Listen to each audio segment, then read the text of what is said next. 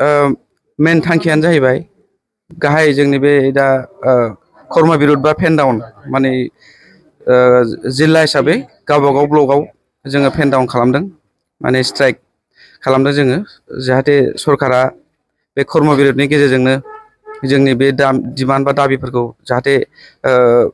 सुफुंनानै होयो बेनि थाखायनो मैयानिफ्राय 12 नभेम्बरनिफ्राय 13 नभेम्बरसिम बे ब्लकआव माने फेन डाउन कर्म बिरोधल' जागोन आरो 14 15आवहाय माने खला बेच माने प्रटेस्ट जागोन गोसोम माने ड्रेसजों जोङो सरकारखौ नारसिनबावगोन बे कर्म बिरोधनि ब्लकआव आरो बेजोंबो जायाबा 18 19आव बे डिस्ट्रिक्ट लेभेलावहाय स्ट्राइक लाबावगोन आरो बेजोंबो जाबावाबा आरो जोङो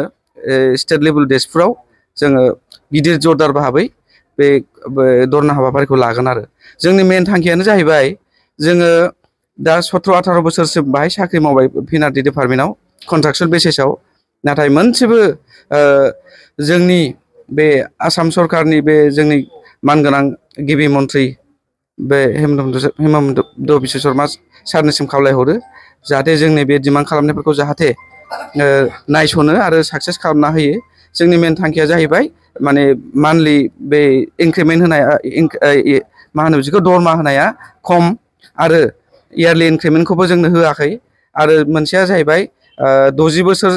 बैसोसिम जोङो साख्रि मावनो हानायनि थाखाय माने निजुक्ति खालामनांगौ आरो बे रेगुलार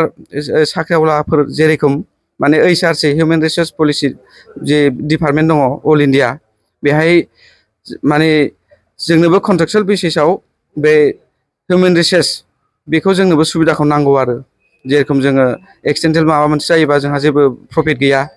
जेरै सरकारा निर्देश होयो बिदिल' जोङो एकदम खामानिखौ अफिस खामानिखौ मावफुंनांगौ जायो नाथाय फेसिलिटिया गैया जों बेनि थाखायनो दिनै आसाम नाङैनो बे पिनाटि डिपार्टमेन्टआव जिमान कन्ट्राक्चुअल एमप्लयि दङ बेखौ ज' लोगो नांनानै बे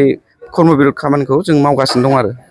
नोंथांमोननि बे थांखिखौ नाजावना लायोबा नोंथांमोना मा राहा लानाय जागोन जोङो निस्सय बे जिल्ला लेभेलसिम डिस्ट्रिक्ट लेभेलसिम जुदि बे धरना खाजलखौ आरो ग्रहन खालामाबा जोङो आसाम नाङैनो दिसपुर लेभेलसिम जोङो बे धरना खार्यसुचि हाबाफारिखौ जोङो आरो गोख्रोंनिफ्राय गोख्रोंसिन खालामलांगोन মূল দাবিটো হৈছে আমালোকৰ যেটো এতিয়া গভৰ্ণমেণ্টে যেটো আমাৰ ন্যূনতম স্যালাৰি দি আছে আমাৰ GRS বিলাকৰ ধৰি লওক 18000 স্যালাৰি হয় আৰু আমাৰ GRS GPC তেওঁলোকৰ সমানে স্যালাৰি কম্পিউটাৰ অপাৰেটৰ তেওঁলোকৰ সমানে স্যালাৰি আৰু আমাৰ এইবিলাকৰ 25000 তো আমি কৈছোঁ যে চৰকাৰে যেহেতু 8 পে কমিশন লৈ আহি আছে হয় না নহয় তো আমি ইমান কম স্যালাৰিত ইমান দিন ধৰি আজি সুদীৰ্ঘ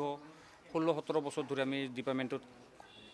কাম কৰি আহি আছোঁ ৰাজ্যক সেৱা কৰি আছোঁ আপোনালোকে গম পাইছে আমি যোৱা যিবিলাক ইমাৰ্জেঞ্চি ডিউটি ধৰি লওক আমাৰ ইলেকশ্যনৰ পৰা আদি কৰি কোভিড ডিউটি আৰু তেনেকুৱা বহুত ধৰণৰ ডিউটি আমাক দিন ৰাতি চৰকাৰে গুৰু খাটন খাটাই কষ্ট কৰাই আছে কিন্তু আমাৰ স্যালাৰিৰ প্ৰতি আৰু আমাৰ যে আমাৰ ফেমিলি আছে পৰিয়াল আছে তেওঁলোক চৰকাৰে এইবিলাক কথা নাভাবে সেইকাৰণে আমি কৈছোঁ চৰকাৰক যে আমাৰ GRS GPC এই কম্পিউটাৰ অপাৰেটৰ যিমান স্যালাৰি আমি কৈছোঁ আমাৰ স্যালাৰিৰ ওপৰত ডাইৰেক্টলি চৰকাৰে 30,000 টকা এড কৰি দিব লাগে এটো আমাৰ এক নম্বৰ মূল দাবী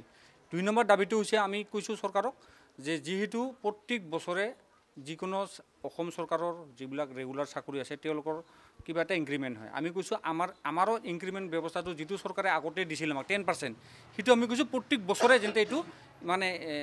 প্ৰত্যেক বছৰে 10% দিব লাগে এনেকৈ 2-3 বছৰ গেপ কৰি হঠাৎ 5 বছৰ পিছত ডিল 10% এনেকুৱা নহয় আমি কৈছোঁ প্ৰত্যেক বছৰে বছৰে আমাৰ 10% ইনক্ৰিমেন্ট কৰি যাব লাগে গভৰ্ণমেণ্টে আৰু 3 নম্বৰ দাবীটো হৈছে আমাৰ যেটো আমি এতিয়া আমি কৈছোঁ গভৰ্ণমেণ্টক যে আমাৰ চাকৰিটো যদিওবা নিয়মীয়াকৰণ কৰিব নোৱাৰে তেনেহ'লে আমি কৈছোঁ যে আমাক জব সিকিউৰিটি দিয়ক 60 বছৰৰ জব সিকিউৰিটি দিলে আমি সেইখিনিতে আমি সন্তুষ্ট যেনেকৈ বেলেগ বেলেগ ডিপাৰ্টমেণ্টত দিছে ষ্টেট গভৰ্ণমেণ্টে আৰু 4 নম্বৰটো হৈছে আমাৰ যেটো HR পলিচি যিকোনো চৰকাৰী চাকৰিয়াবিলাকৰ যেটো HR পলিচি তেওঁলোকে সা সুবিধাবিলাক লাভ কৰে সেইখিনি ন্যূনতম আমাক সা সুবিধাখিনি দিলে আমি সেইখিনিতে স্যাটিসফাই এইখিনি লৈ আমাৰ ধৰি লওক অৱস্থান কাৰ্যসূচী চলি আছে যোৱা 12-13 তাৰিখৰ পৰা কৰ্মবিৰতি লৈ আছোঁ ব্লক লেভেলত ইয়াৰ পিছত আমাৰ আছে 14-15 তাৰিখত আমাৰ ডিস্ট্ৰিক্ট লেভেলত আমি কলা বেজ পৰিধান কৰি ব্লক লেভেলতে হ'ব এটো ডিস্ট্ৰিক্ট লেভেলতো হ'ব তাৰপিছত আমি যদি চৰকাৰে যদি ইয়াৰ পিছতো যদি কোনো ধৰণৰ যদি আমাক কোনো ধৰণৰ মানে হেৰি নকৰে মানে সন্মান আমাৰ আন্দোলনৰ প্ৰতি যদি কোনো ধৰণৰ সন্মান নিদিয়ে তেনেহ'লে আমি অহা 18-19 তাৰিখত আমি ডিষ্ট্ৰিক্ট লেভেলত কৰিম হয়তো ইয়াৰ পিছত আকৌ আমাৰ যদি 18-19 তাৰিখ যোৱাৰ পিছতো চৰকাৰে যদি আমাৰ দাবীবোৰ যদি ফুলফিল নকৰে তেনেহ'লে আমাৰ ডিষ্ট্ৰিক্ট লেভেল যিমান অল অসমত ডিষ্ট্ৰিক্ট লেভেল কমিটি আছে আমাৰ ষ্টেট লেভেল কমিটিৰ লগত আলোচনা কৰি হয়তো আমি নেক্সট আমি দিছপুৰ ঘেৰাও কাৰ্যসূচী আমাৰ ল'ব পাৰে আৰু কি এইখিনি আমাৰ মূল नोंथांमोना गोब्राब नाजासेयावबो जेरावबो जाफुंसारनो हायाखै नामा जानांदों नामा गुबुन गुबुन रोखोमनि जेंनाजों मोगा-मोगि जुदि जेरावबो जाफुंसाराखैब्ला आरो बायदि जेंनाजों मोगा-मोगि जानांदों अब्ला बेफोरनिफ्राय जेंना बोस्रांनायनि राहाखौ लादो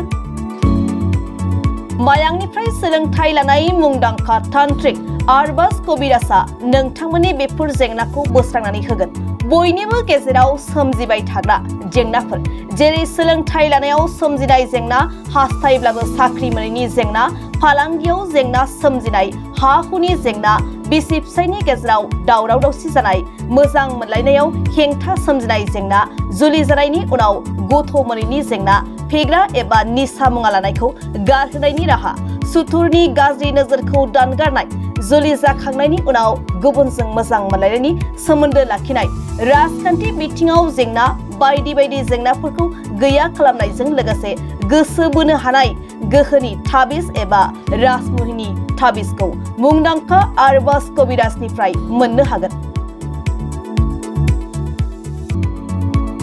अब्ला मानोथो गोबाव खालामनो नोंथांनि जेंनाखौ गैया खालामनो थाखाय 7908887945 मबाइल नम्बराव फोनांजाब खालामदो आरो आरबाज कबिराजनिफ्राय सुबुरुन लादो।